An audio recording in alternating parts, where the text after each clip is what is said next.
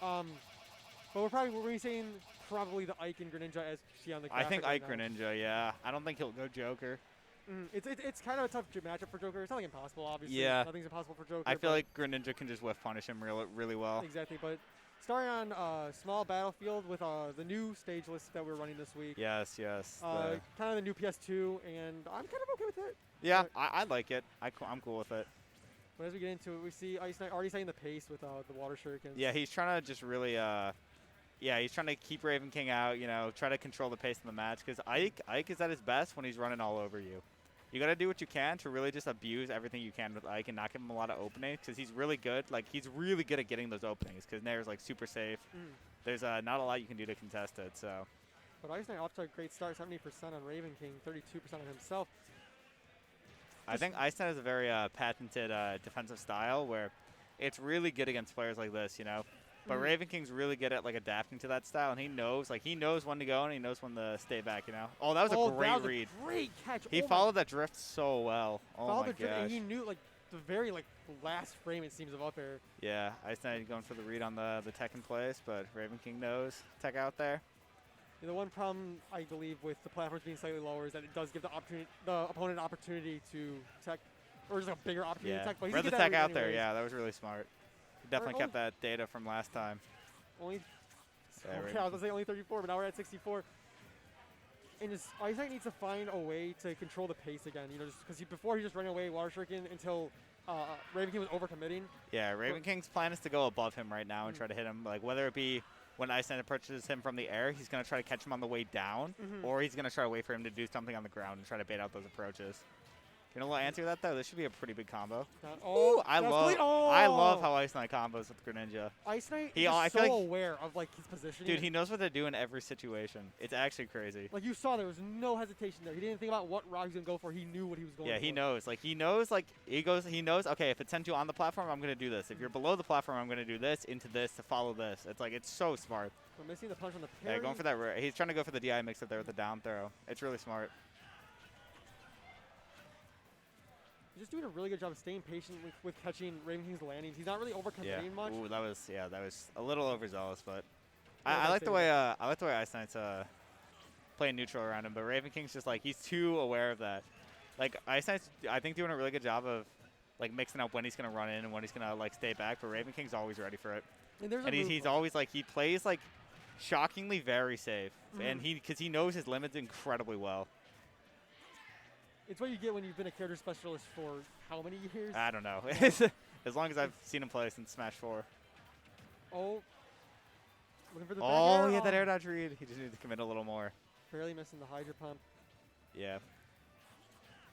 And now, what do you do in the situation as Greninja? How do you kill Ike in this situation? Because he's going to be jumping a lot, because he can kill confirm you with the back hit in air. You just have to be really, really careful. He has no reason to approach you. You can't be too trigger happy with those dash attacks, because he can kind of just wait it out, And he can just Aether out of shield, I believe. I don't think. The up smash on the Nair dodge read. Wow. Yeah, that's really smart, because he didn't really have to super specifically read the timing there. It covered a lot of things, and if he did decide to attack, it would have covered it too. Yeah. It's a really good mix-up option. It's just one of those things too. It's IceKnight might have been able to get a punish afterward. Yeah. But it was one of those things where he had to drift out so far. Yeah. Where his punish was maybe a late hit dash attack, which I think at that point wasn't even going to combo. Yeah, yeah. So. Yeah, I feel like once you get to a certain range against, especially Ravenking's Ike as Greninja, it's going to be really hard for you to actually secure kills. Yeah. It's got to be something you either get that confirm or you're you're trying to just get him off stage and kill him at ledge or something. There's not a lot you can do in neutral in that situation. So it looks like we won't be able to see any hazards right now. Yeah, running back to small battlefield. Here we go, small short combo, dash attack back air. Nice. For another one. Yeah, this is kind of this is where he wants him, right? He wants him in that situation where he can't just nair for free out of disadvantage, right? Because Greninja can't. Greninja is best. I feel like his best tool is his whiff punishing, right? 100%. He can whiff punish with the dash attack. If he gets under you the right way, he can down tilt and stuff, and he has really good pressure with that. But with Ike, I feel like Ike Nair is super hard to whiff punish. You can see he's getting it right there, but it's very specific compared to a lot of other characters. Especially if Ravenking mixes up where he goes, whether he's landing on platforms, whether he's going to attack or he's not going to attack, and how he mixes up his fast hold time. It's going to be really hard for IceKnight to actually whiff punish that. So I think it's going to be a good test of IceKnight's discipline there. Also, another thing people when you say against Ike, it's like either you're catching his landings or you're trying to air him. Yeah, or he's catching your landings. Or yeah. Yeah, that up smash again. Like Greninja, for example, like he has the disjointed fair, but it's so much slower than Ike's Nair, for example. Yeah, which is like he can't air him there. Yeah, exactly. And it's like he doesn't have the greatest anti-air tools either. Besides, like I guess like up tilt, but even then it's not amazing. Yeah. Especially with a sword. So one thing I really like that Ravenking's been doing this match is when he gets IceKnight in the air, he's really good at like he kind of like jumps in a way that makes him think that makes IceKnight think he's gonna hit him, but you know you're not really sure. That Nair kill him. But then he'll like kind of bait out a double jump, and then when you don't have your double jump and you're in the air, that's a really bad position to be, and he's abusing that really well.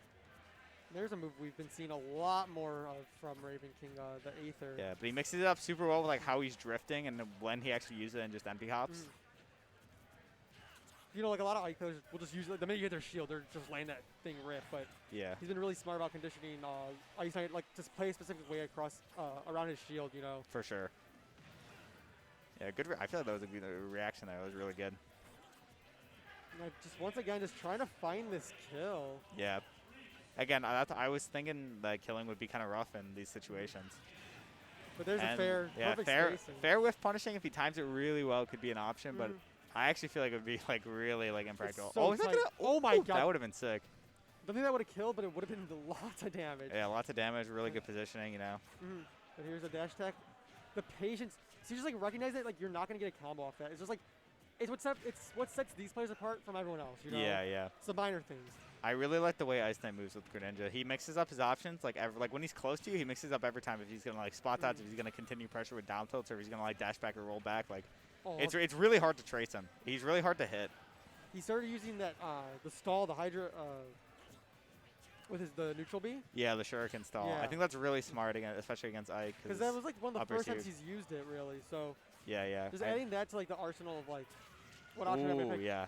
Got him dashing back to the corner. That was really smart, And he could have dashed back there, but he knew he's gonna get more reward off a down tilt, and he was confident it was gonna work. And I think this I is really like where seeing that play. IceKnight's gonna shine because now Ravenking's forced to approach. Now he has the lead. He doesn't have to approach. It's very easy, especially against IceKnight for leads to just snowball. Oh, that was a really good catch. Back air. Yeah, he's never dropping those confirms. He's gonna hit him every time. Get back on the ledge. What's IceKnight gonna do? Yeah, this is where IceKnight wants him. He doesn't necessarily want him above him. He wants him in this position where he can just throw shurikens. He can just keep him at the ledge because this is where he's gonna get most of his damage. Just the patience, once again, just shining through, not overcommitting on a read on the platform.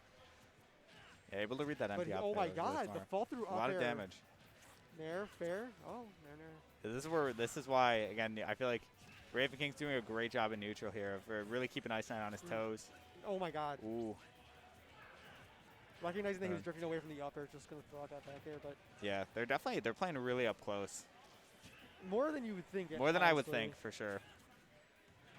IceKnight's keeping a really good range. Oh my god, that was beautiful. I love when he does that. Those confirms are so nice. That game went down to 3 minutes. Yeah, That did not feel like that. I feel like it's a lot of like IceKnight moving around, and they both don't want to commit too hard, you know, because they know the other will blow them up if they do overcommit.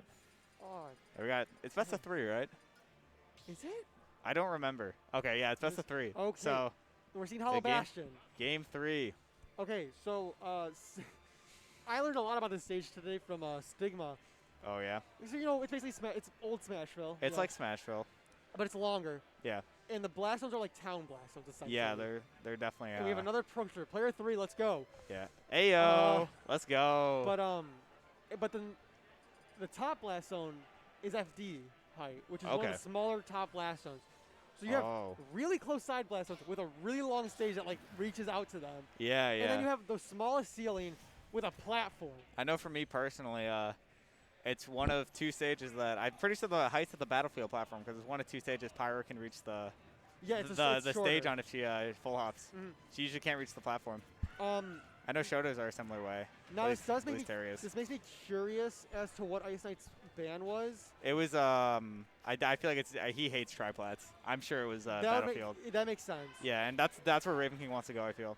I actually really like this. I kind of forgot about Battlefield. I'm not gonna lie.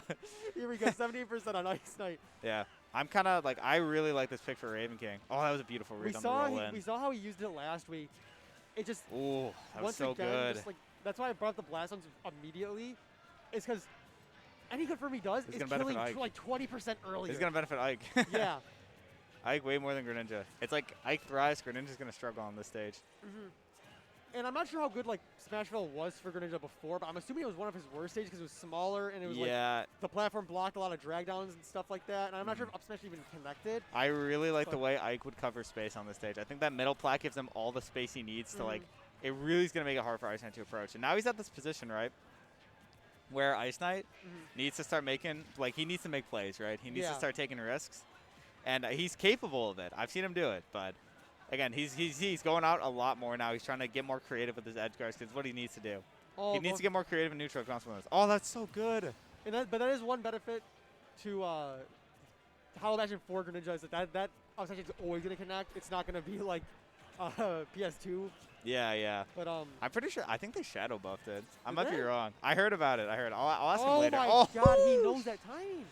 Oh my God. Okay, this is not the position you want to be in if you're IceKnight. You know. Yeah. But, hey, one Greninja combo, that could do a lot of damage, put him in a bad position off stage where he can really pressure him. And we know Ravenking's not the guy to get nervous here, but you got to wonder, like, you know, his character is very susceptible to a lot of edge guards like that. Yeah. He is so good at scouting those rolls in. He's scouted it like 4 times. I don't know how he knows how to expect it. It's so good. Yeah, IceKnight's covering the space really well. He's trying to just pressure him into. I think he wants him to go high there so he can kill confirm him. Oh my God! How does he read it? You're insane. Every time. Oh, that was so nice. I think Ravenking thinks he's safe there. Like he thinks that getting I think teching out and like escaping outward is like gonna be safe. But IceKnight's always expecting it. He doesn't just. He's very precise when he swings. He knows when to swing and when not to. And now.